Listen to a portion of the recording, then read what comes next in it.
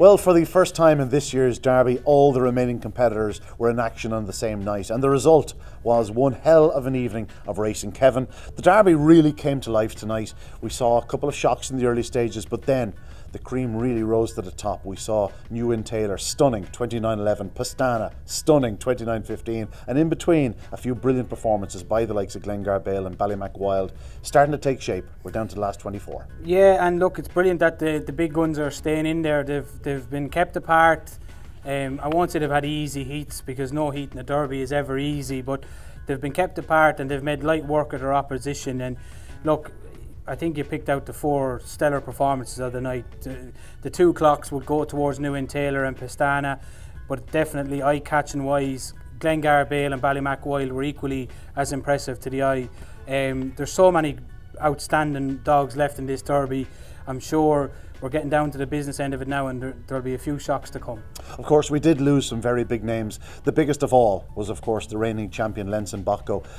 He just didn't fire in this year's Derby. There's no question. We were waiting for the spark to arrive, the big run to come out of him, but tonight missed the kick from trap 5, cut straight inwards like a dog that just wanted to be on the fence and found traffic. He went third into the back straight, but Toolmaker Sydney was on his tail. We know how good he is 2 to 3, but Lenson Bocco, I'm afraid, went out. But the good winner of this one, Clona Blaze, what a star he's been, the 2019 Easter Cup winner. He's a week after his 4th birthday. Tonight showed good early speed, just cleared the corner, got around, left a mile clear, and runs out a comfortable winner for Graham Holland and Kevin O'Brien.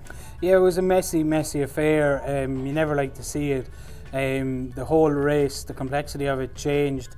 I suppose it changed a bit of the traps when Bocco didn't get away, and he looked in trouble to the corner. It never looked comfortable for him on the run to the bend, and then the trouble happened. And look, at that stage, you're fighting for your life really to hang in. The two places were gone at that stage. We knew going into the back, Clona Blaze was going to win. We knew New In Sheedy was going to be second, and the battle was on for third. Toolmaker Sydney just managed to get the better of Bocco tonight for that final qualification place. Look, I'm sure Connections will be a little bit frustrated that it hasn't gone the way they expected it to go. He's still a Derby winner as a young dog. I have no doubt the ability is still there. For whatever reason, it just hasn't been. They're not machines, they're athletes, and that can happen. They can just not click on any given period in the time, and for whatever reason, it just hasn't happened for Bocco at the moment. But I'm sure he'll be back as good as ever in the not too distant future. But Clona Blaze, what a greyhound he is. I'm sure Connections will be delighted with how he's performing. He's really come back to life, and he's flying at the moment. He's starting well. It was a good clock, 29.48. He's getting better with each run, and who knows, he could keep his name in the hat going forward. We have to mention Coulivanny Chick in this. He just quickly before we leave, she was a length and a tail behind the leader on the opening corner. She looked at that stage almost like a likely winner. The pace she's shown in recent weeks, you know, that's the winning and losing in greyhound racing. She just couldn't clear the corner, and all of a sudden she finishes last instead of perhaps finishing first. Yeah, she was desperately unlucky. I haven't seen her. You're right, she was going to turn much closer than she has in previous weeks, and we always said it, when she turns close, the writing is on the wall. But look, she's a really young bitch with a promising future. I'm sure she'll be getting her hand raised on more than one occasion going forward. The second heat of the night, and this saw a fine display by Great Name That for Liam Dowling, another dog that keeps progressing. It was only his 7th career start. Tonight, he was on their shoulder in third on the opening corner. Gathunda Logan had shown the early speed to pester BALLYMAC Taz on the fence. He edged in, the two of them clashed, and Great Name That was in the perfect position to strike. And when he hit the front, you could almost hear the shock in my voice off the second bend. There was no greyhound going to pick him up, but Roebuck Boy ran some race in second spot, and of course third spot going to In the Satchel. 3 strong running greyhounds, first, second and third, but Great Name That has now won 4 of his 7. He remains unbeaten in the Derby. He is, and sometimes you need a bit of rub of the green, and he's getting it. He doesn't have blistering early. He doesn't have particularly strong early. He does all of his running from halfway, and like you said, the whole race changed again at the first bend. I was fearing the worst when after the first 2 races, when there was trouble at the opening bend. I said, I hope we don't have a night like this all throughout the races, that there's going to be hard luck stories. But Gathunda Logan done his very, very best to get across, just couldn't make it. Taz had winged out on the inside, they collided. Next thing, Great Name That's in front, and instantly off the second bend you're wondering what clock will he do. He's a young dog. I have no doubt There's loads left in this dog. I know we won't see the best of him in this year's Derby. This dog will improve over the next few months if you want to put him in your notebook. But rope walk by, he'll be 20s or 25s in the next round, and he's a dog that I can see sticking in his name in the hat. We had our surprise last year, who most weeks was a fancy price, but he kept staying on the outside and qualifying. And this rope walk by for Liam O'Rourke, he looks a carbon copy of our surprise last year, and it would not surprise me if this dog kept qualifying at fancy prices. Yeah, I'm sure Liam and Debbie are really celebrating tonight. Looking back in Heat 3, and this was one of the standout performances of the night, the fastest run of the night, New Taylor. He'd run an incredible race behind Pastana last week. Tonight, for the first time in this year's Derby, he hit the lids. He needed to, because your lad BoyleSports Extra never misses the kick. Didn't actually get one of his flyers, but cut straight for the fence, gave New Taylor all that room, and he made full use of it. It was devastating to the third bend. He set the new third bend clock, as far as I'm concerned, 16.79, an incredible run. I scarcely thought anything would go under 16.90, and here we are 2 weeks in a row. We've got two dogs doing 16.83 and New Taylor tonight doing 16.79. Stunning, absolutely stunning performance. We said it last week, he's a big player in this year's Derby. Oh, without a doubt. And to be fair, I said to you off air last week that I thought potentially Pastana could have broke this lad's heart last week. With early pacers that like to dictate, when they put in such an effort and don't get there, it can often leave a scar. Well, it didn't. He was brilliant tonight. BoyleSports Extra is a brilliant greyhound. He's one of the most professional greyhounds that we've ever had in training. You could set your stopwatch to him, and he ran a brilliant race again tonight. But he's 5 lengths down at the third bend. It just says it all. It's ridiculous. BoyleSports Extra won the Night of Stars 5-5 here at the back end of the last year. It was as good a 5-5 race, and not just saying it because he was one of my own. It was as good a 5-5 race as I'd seen put together in Shelburne, and he was clear the third. He was in front of the third bend.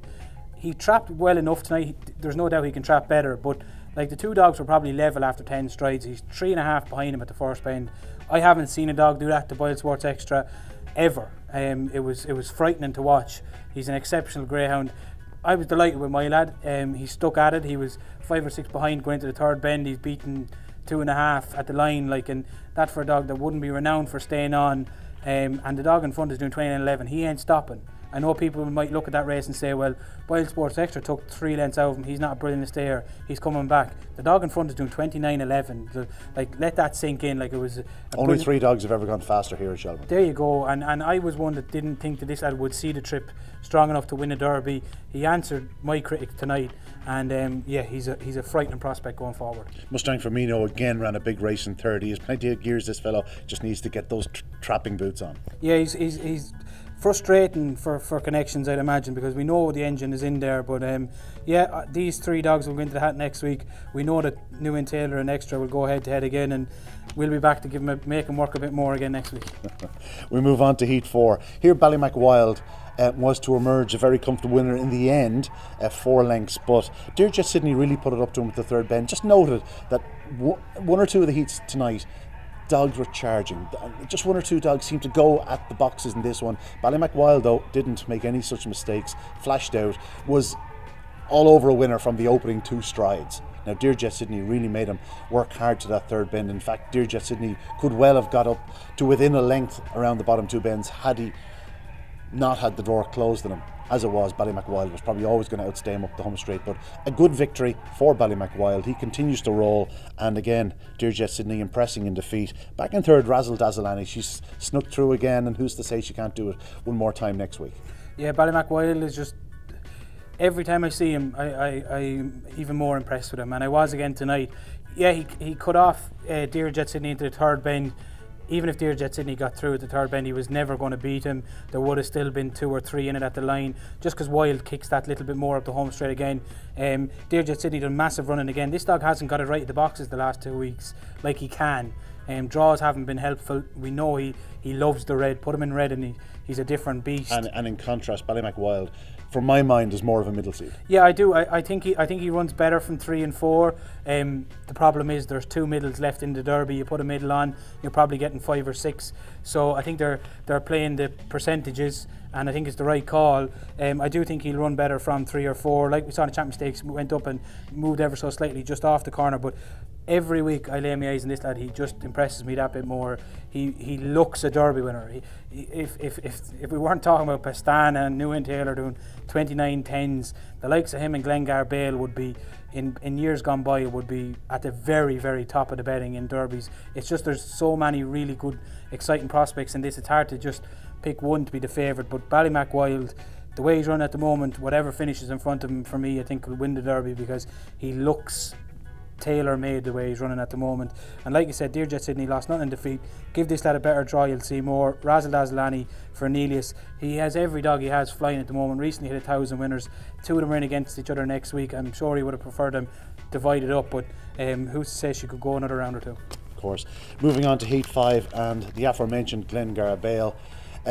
He was the hottest favourite of the night, nearly the hottest favourite of the Derby thus far. Didn't get a flying start by any stretch of imagination. That's probably not him, but his immediate acceleration in a race, in fairness, that didn't have massive early speed. He was just too good for them. Went to the front, stretched into a decisive lead, and runs out a gallant winner. Frankie's Jet runs another fine race, tiptoeing through this Derby, sort of the forgotten dog. Not much said about him. He ran a big race in second for Brian Johnson, and of course Clara Icon, again showing massive pace in defeat. He's another one that could progress further. Yeah, look, Glengar Bale, tonight was more the starting that I saw in Tralee. That's why I was so impressed with him in the last number of weeks and how he had improved his trapping. I hope he doesn't fall back into that. Yeah, like you said, he's had, I don't want to say soft races, because none of the races are soft in this by any means. But the last 2 weeks he's been red hot favourite. He's dictated, he's dominated, he's done everything brilliantly. As we go forward, we need to see him trapping like he was the last 2 weeks. If he does that and goes to the bend like he did last week, he's still one of the... We saw great support for him during the week. He went... Coming into tonight, he was giant favourite for the Derby at 11-2 with Pastana. There are 2 dogs that I would have at the top end of the betting. I think the market is correct. But like I said, he didn't trap as well as he did in the last number of weeks. But he's just so fast. Like, he really is. From 2 to 3, he flies. He flies when he does hit the ground at the first, leaving the box to the first corner, and he's staying stronger. We knew in the first round when we saw him not staying strongly that was just the dog needing to run. He's getting better. I'd imagine pack him into the competition with him slightly undercooked, and he's working his way to prime him as we get into the latter stages. But yeah, look, he's another one that has an outstanding chance going forward. Brian Johnson, I heard him doing an interview with our own Sarah Kinsella at the far side, and was emotional, saying this was his first dog he's ever had in a Derby, and he pupped him down and he held him when he was just born and stuff, and they're the stories we want in these competitions. So I'd love to see him staying to qualify. Clara Icon, look, we know him, what he's like at this stage. He's as fast as anything down the back. It's just getting him into a position off the second bend to land the blow, and if he is, he's very dangerous. Is he a Greyhound that's going to be better the better the company? He's going to have that run into the third bend behind dogs, maybe a few of the speedsters. They can't always lead, and when the speedsters don't lead, we know that they're vulnerable. This fellow could easily, and I mean easily, make a Derby final. Oh yeah, well, he has the ability. There's absolutely no doubt in the world. It's literally getting him to the second bend into a position where he can strike, and if he is, well, it'll take a real good one to stay in front of him. Just one word for Kilzaggy Sonic. He was a British raider that came over to Martin Lanny's. He got trouble at the corner, went up the inside of the third bend where he looked like he was going to qualify, and unfortunately he went out tonight. But delighted to see the connection sending him over, and unlucky tonight just to go out. Yeah, the Burtons are sporting owners. They've been here before, and I'm sure they'll be back again. On to Heat 6, and we saw Waikiki Kino gaining the victory he probably so richly deserved after 2 brilliant performances in defeat in the last fortnight. BALLYMAC Cooper was a hot favourite going into the bend. He looked in trouble. We talked about his seeding earlier in the year. It was his liking for the inside that got him out of trouble. He stuck to the fence. He made a conscious decision to switch in on the corner, slipped through, went third down the back straight, and did qualify. I just wonder, he's going to have to get the traps right from whatever box he's in. As we saw tonight, if he doesn't hit the lids, he's going to look for inwards. But a good winner here, Waikiki Kino, as we said, so richly deserved. He's been knocking on the door in very hot company, and tonight got there. Yeah, well, we picked him up last week. We spoke about Pastana and New Taylor, and we said, take note of the dog in third. They didn't run away from him. He was beaten less than 6 lengths last week when everyone was blown away by the front two. This lad was less than 6 off the pace, so it wasn't a surprise when he got things his own way. Look, it was Messy at the corner. Feudal Spirit, who ran so well last week, found himself in an awful lot of trouble. Just on the BALLYMAC Cooper thing, I agree. He was so intelligent at the first bend, but that was the thing. I think had he been drawn on the inside here, he wouldn't have had that choice. Given where he was, he weighed up his options. He made the move on the inside that intelligent greyhounds do, rather than just staying on the outside. It shows his versatility, but definitely for me, the fact that he missed the break, had he been on the fence, it wouldn't have worked out as cleanly, in my opinion, as it did tonight. Given where he was, missing the break, he was able to go up in the corner. He realised that there was a gap on the inside. He shot through and he got through, which is the big thing for his supporters. We've always said it. He can be hit and miss at the boxes. When he gets it right, he's as good as anything in the Derby. When he doesn't, I still think he has the ability, 9 races out of 10, to finish in the first 3. Has to hit the lids though. To win it, he does, yeah, but he only has to hit the lids one night. If he can just stay qualifying, that's why I tipped him up at the start of the competition. I just think most races, even when he misses it, he'll be in the first 3, and he just has to get it right on one night. Much in the same way we spoke about Waikiki Kino last week, we're going to speak about Mina Miracle this week. She's after running a bowler 2 weeks in a row in defeat.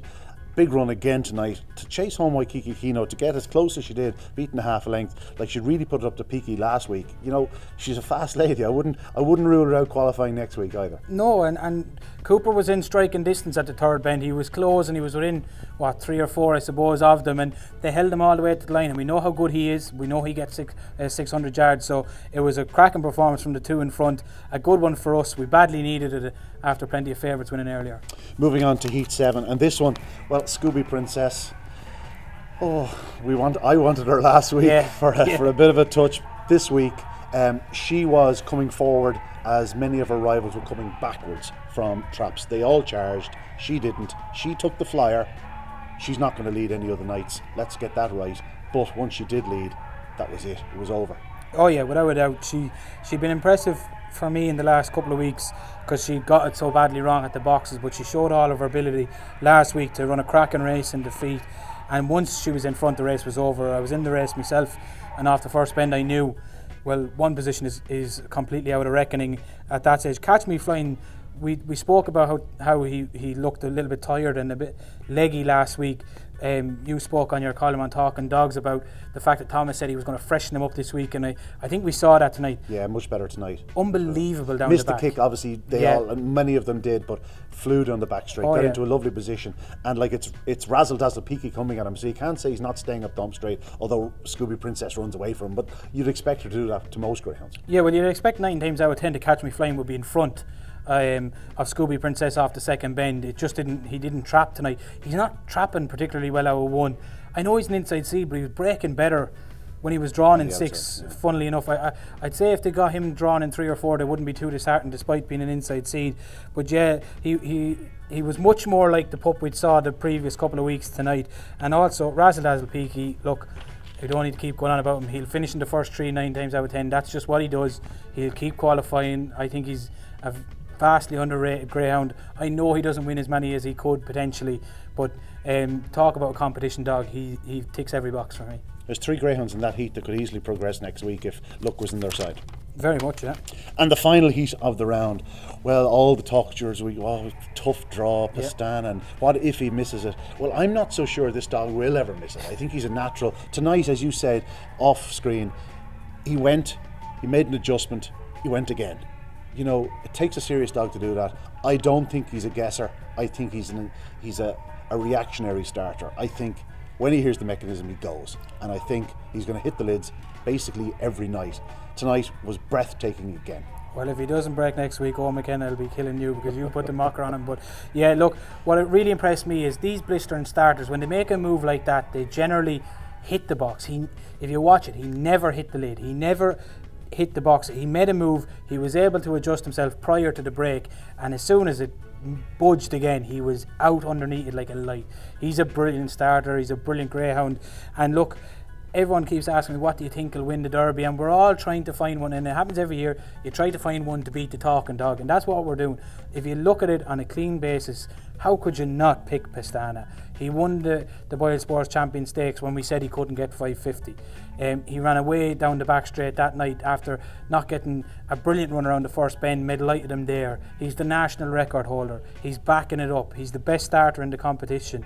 Newen Taylor's probably the second best dog to the first bend in the Derby, but unless he takes a flyer, he's probably not going to get to the first bend in front of Pastana. I know he clocked to the third bend quicker tonight than what Pastana did last week. Well, if he flies out, he's going to be at the corner with Pastana, but he's going to be the outside Pastana every night because one's a wide seed, one's an inside seed. Yeah, look, and I've seen Desi, Grace and Owen the far side, and they're buzzing. They really are, and the dog is brilliant. And look, it's going to take a real special run from another dog to beat him. And you have to say, like, New and Leicester as well, I saw connections, Graham and Nicky over the far side, and with all the stellar greyhounds they have, they were over the moon with this qualifying, and I'm sure it's because he's been around for so long, and the veterans, like we said last week, when they qualify, it means so much. It's like ourselves with BoyleSports Extra. Every run is a bonus when you get to that age. They've been great servants and they love the game. They're members of the family. Exactly, and they love this sport. Like, that's why they people talk about BoyleSports Extra will pull me to the box every time, and as soon as you park up the van, he knows where he's going. He's pulling to get into it. So it's great to see. I just also would like to say on the Bold Eagle, we've been semi-critical of him with his stamina, with his staying. You wouldn't have taken 10-1 about him qualifying at the first bend tonight. Yeah, and where he was even halfway down the back, like you're saying, well, he doesn't. We have seen him struggling to get there home. And fade away. Exactly, and he stuck at it. Like, he really did. He's a battler, the Bold Eagle. He must be listening to these. And in commentary, I sort of glanced, looked away, and then went, "Was that the Bold Eagle third?" Yeah. I'm not sure. And you're sort of looking at him into the escape and going, wow, he must have been third because he's still up there and third into the escape. So he's not going to come from behind them. But yeah, it was a big run from him. I must say he surprised me tonight in a sense where I thought he was in trouble off the first bend, no question about it. Yeah, I'd say connections were as well. And look, he's a young dog coming forward, and we know what he can do when he's on the bunny to the third bend. And if he's starting to stay a little bit better, don't be surprised if he can stay plugging away. It was only his third career defeat, in fairness to him. Yeah, I know. Look, we've sort of said he didn't get home, but much better tonight. Pastana, though, sensational. Yeah, look, he is. He's the one they're all going to have to go very hard to beat. I'd love to have him. Unfortunately, I don't. I'll stay plugging away with the dog that's a month off being a 4-year-old. Well, that's all we can ever do is plug on with whatever we have. Anyway, tremendous action in the third round of the BoyleSports Derby. Do you know what? We're down to the last 24. How did that happen? We started off with 144 and we're down to the last few handfuls of dogs. Join us next week for the quarterfinals of the BoyleSports Irish Greyhound Derby.